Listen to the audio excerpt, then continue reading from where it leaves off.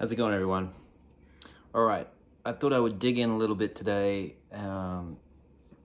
because I saw a little comment on the last video about maybe not explaining as much as I could be about some of what I'm doing and some of the ideas I have.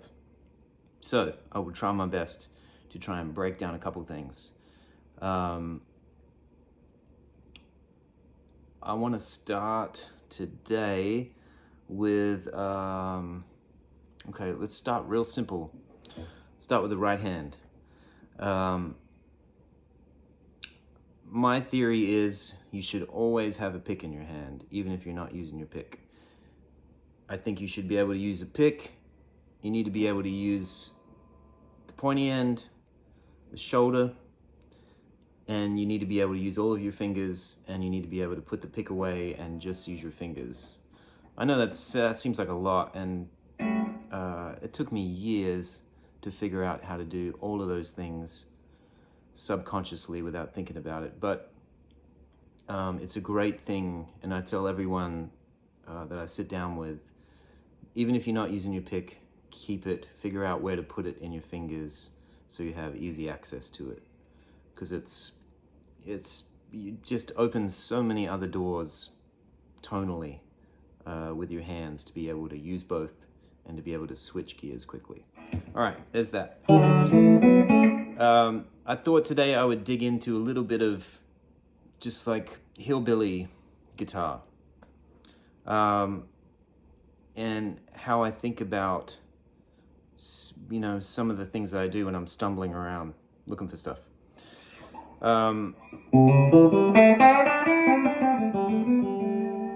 Let's start with the basic A shape, which after all these years, I mostly play with my first finger, like that. The reason is it allows all of these other fingers to do things around it.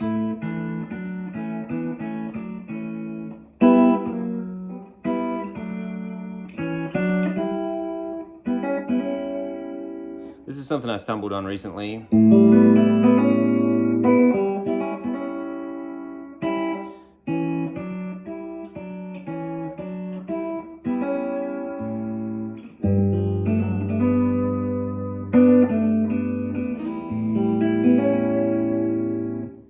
When I'm down here in this A position, I'm thinking, when I look at the fretboard, let's start with that. What I see is this, and then I look at what can I stretch and get to.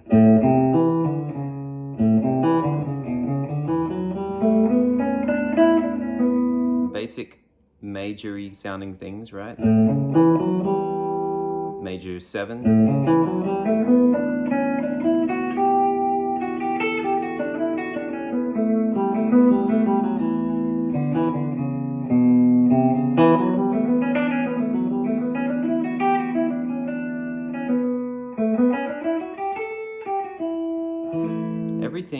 reachable with this pivot. First point pivot, or first position pivot, I call it.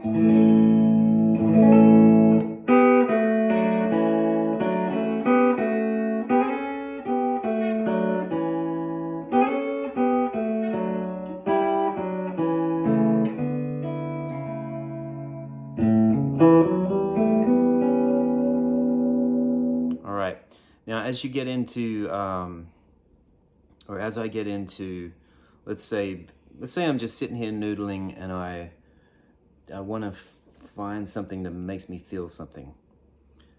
When I'm stumbling around, let's take that for instance. When I hear that sound, I feel like it is it becomes like a bridge, like a passing point to somewhere else. And in this case, it makes me think of this. Right? It's just basically getting from A to D. Now from there, I would think I might go, and once I'm here, I'm probably thinking like,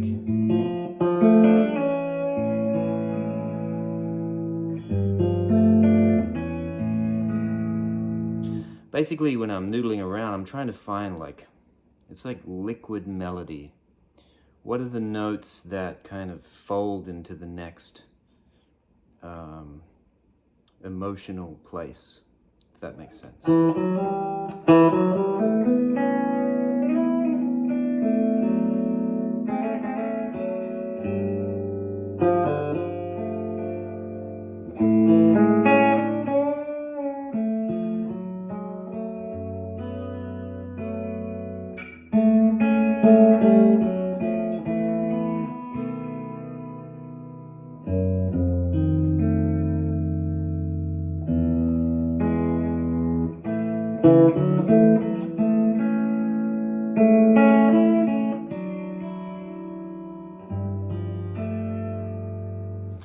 Also, like, I try to take my time. If I find something that becomes like a note chordal gumbo, you know, like something pleasing sounding, I try to linger, and sometimes I'll try to, like, you see guys doing this thing where they're shaking the body. I try to think of that as an effect, and I try not to overuse it, because I feel like it loses its power if you're doing it all the time. You know, if you see some guy just doing this all day, it's like, first of all, it looks crazy. But second of all, if you save something like that, you know, if you save those things, they can be more effective the one time you do use it, right? But let's get back to this thing. First position A. I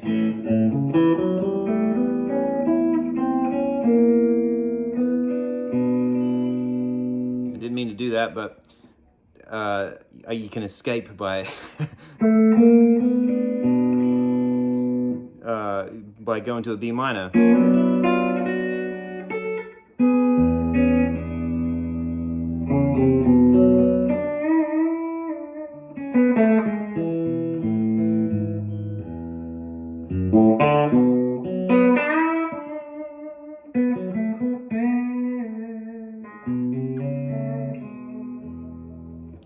Basically,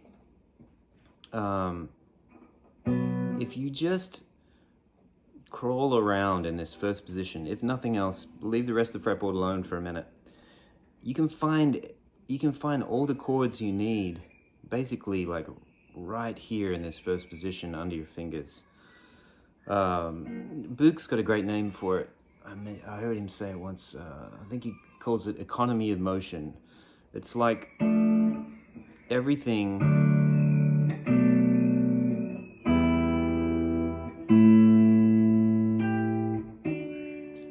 is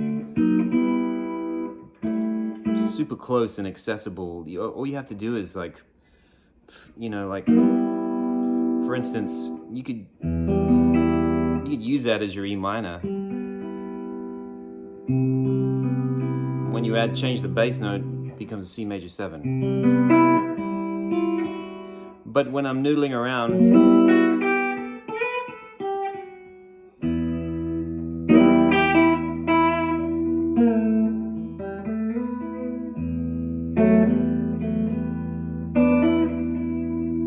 I guess my point is,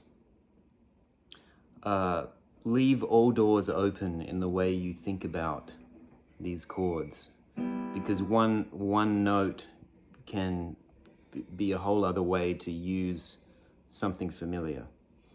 That's probably like a super layman's way of thinking about that, and I know all these jazzers have obviously way more insight into it. I'm just coming from like hillbilly South Australian angle.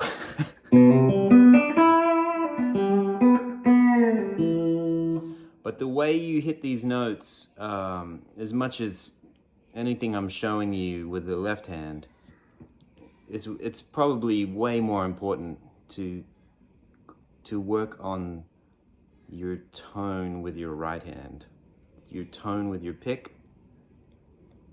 For the most part, I use the shoulder of the pick to get my pick tone.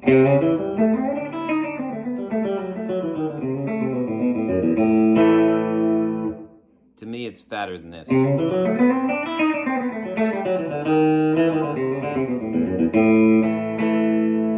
Shoulder.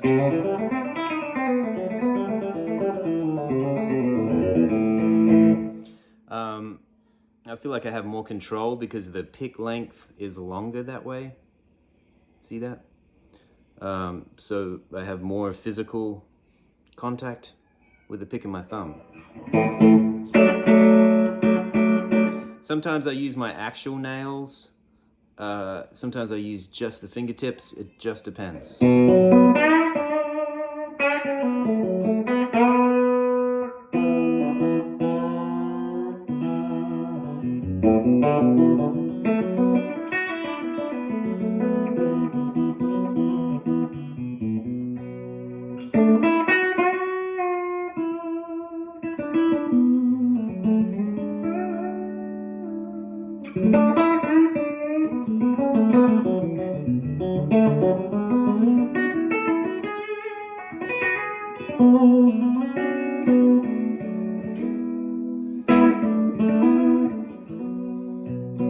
I would say just as much as you can, get used to having that pick in the fingers and just articulating, even if it's just going through chord shapes.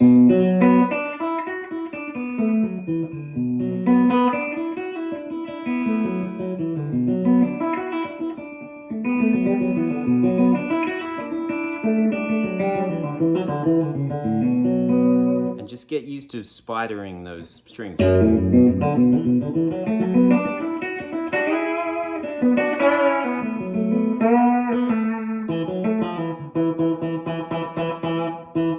mean, check it out, there's like 3 different sounds there. That's all just with angling your thumb. And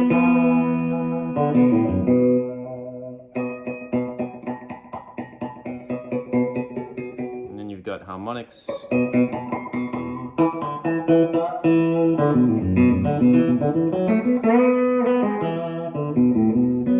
And I would say practice all of this with a clean tone. Don't worry about overdrive or anything. I've got a little bit of slapback going, so technically I'm using an effect, but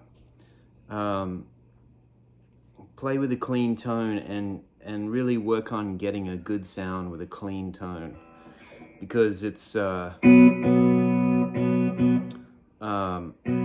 think you'll have more control over your affected sound if you have a good technique with your clean sound. That's my theory on that.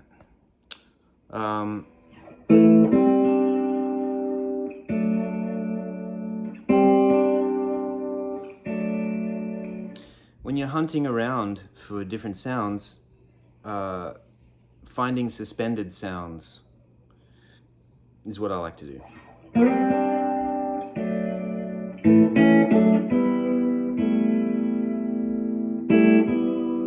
Find a chord, find something interesting to you, and then just start moving things around inside of the chord.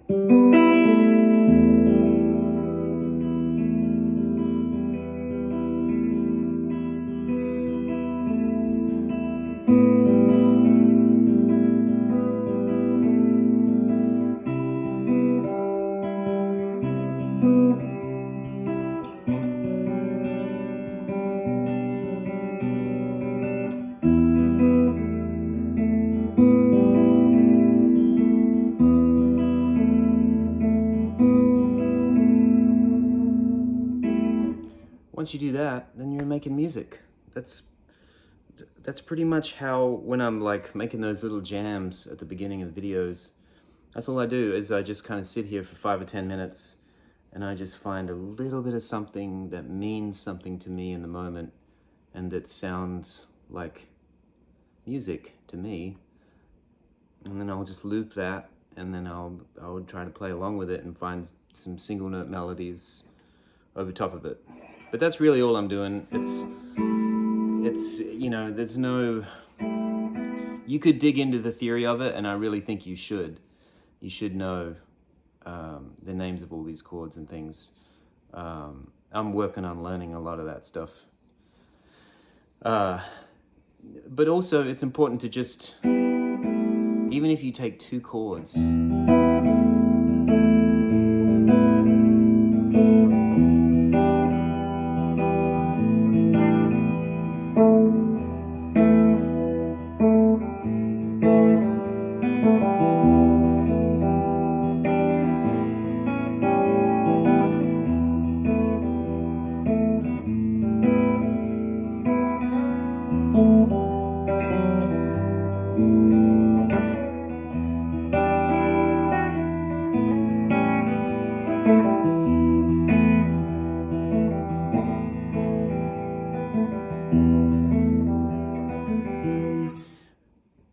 and it also comes back to control. Once you get this right hand really dialed in and connected with what you're thinking and feeling and how you want to articulate what you're doing, once you have that control, it just makes it more fun. You know, and you feel like you can express yourself in the moment.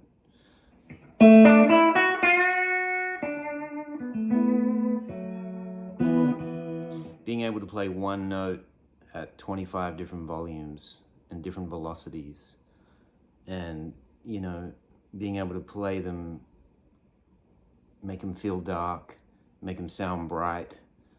That's all the stuff that I've like really, I won't say I've like made myself sit and work on it. I guess it's always piqued my curiosity. Like, how can I play the note, play one note and make it count in the moment when I want to land something that is simple but emotive, if that makes sense.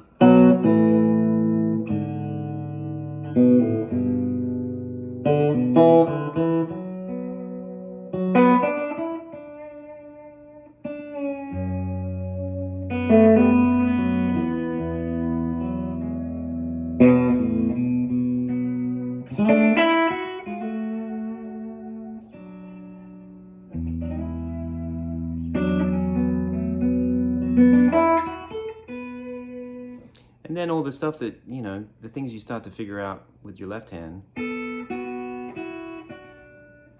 you can get more out of it because you already have this going. So, quick recap.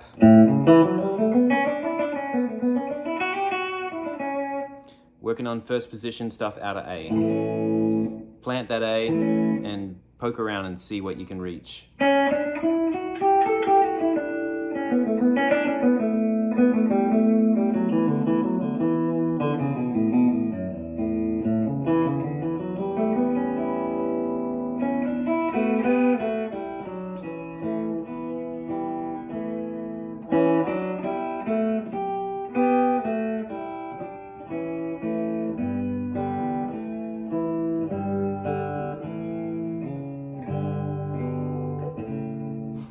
okay? Stuff like that.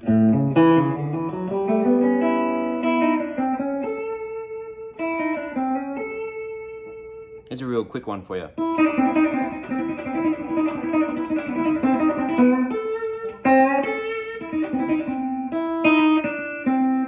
Open E, E flat on the B string, D on the B string, C on the G string.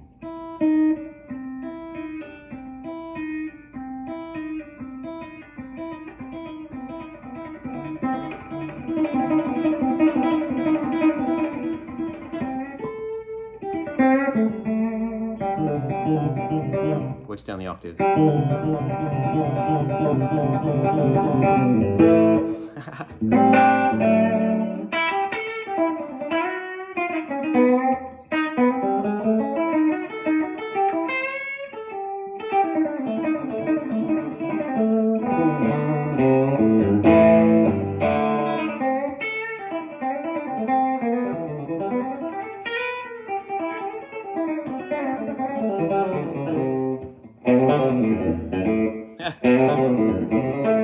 All right. I hope some of that helps.